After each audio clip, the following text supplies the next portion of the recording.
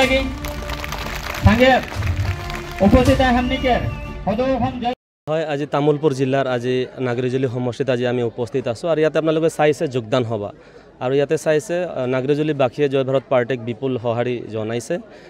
আর চাওক আমি জয় ভারত পার্টি আমার নতুন দল 2024 বর্ষর 9 নভেম্বরত আমার এই দলখন জন্ম হয়েছিল আর ইয়ার পিছে পিছে আমি পঞ্চায়েত ইলেকশন খেলিছিল পঞ্চায়েত ইলেকশনের পিছত এটা পরিষদীয় ইলেকশন আর পরিষদীয় ইলেকশনত আমার 5টা জিলাত আমার জয় ভারত পার্টির তীব্র গতিত আমার প্রচার কার্য চলি আছে আর ইতিমধ্যে আমি 15টা সমষ্টি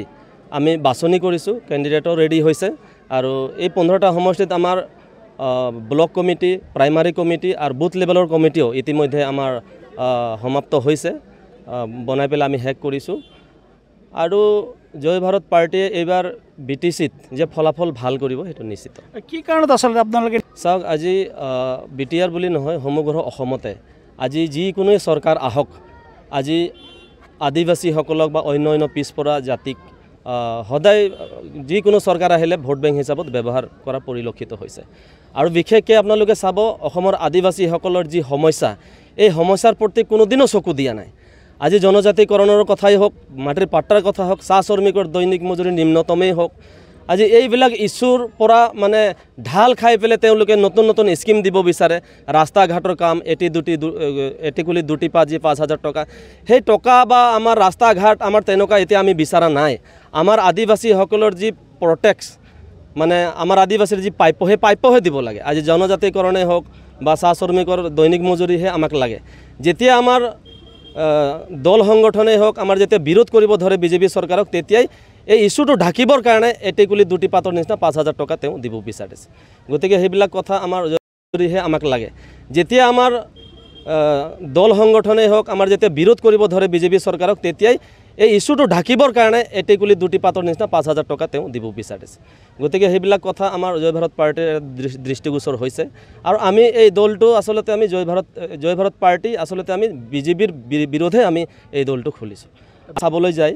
আজি হাগ্ৰামা চৰকাৰে আজি ইয়াতে হাগ্ৰামাৰ নেতৃত্বত ইয়াতে 17 বছৰ তেওঁলোকে ৰাজত্ব কৰিলে তেওঁলোকৰ দিনত বিভিন্ন ধৰণৰ মানে দুৰ্নীতি কৰাৰ অভিযোগ আছে যি ধৰণৰ কাম কৰিব লাগিছিল তেওঁলোকে কিন্তু কৰিব পৰা নাই তাৰ পিছত 2020 চনত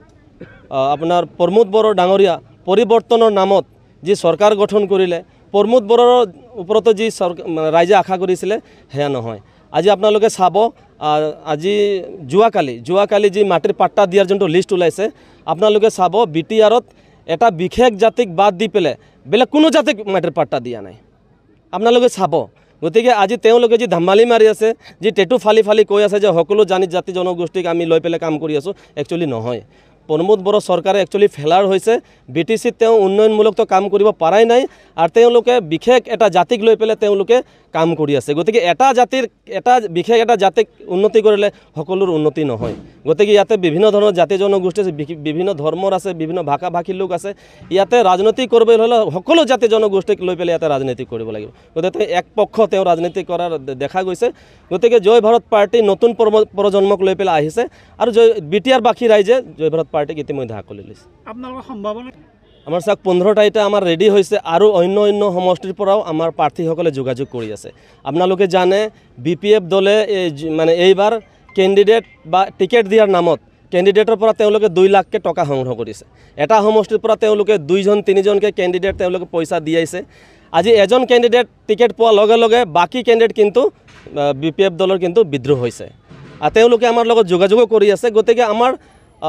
কমসে কম 30টা 35টা সিট আমি কেণ্ডিডেট দিবলৈ হয়তো সক্ষম হ'ম আৰু যিসকলে বিজেপিৰ পৰা কেণ্ডিডেট টিকেট নাপাব যিসকলে ইউপিপিএলৰ পৰা টিকেট নাপাব গোটেইসকলে আমাৰ লগত যোগাযোগ কৰি আছে গতিকে আমাৰ এইবাৰ যিখিনি আমি কেণ্ডিডেট দিম বা যিখিনিত আমি খেলিম আমি মোটামুটি আমাৰ ফলাফল ভাল হ'ব বুলি মোৰ এটা দৃঢ় বিশ্বাস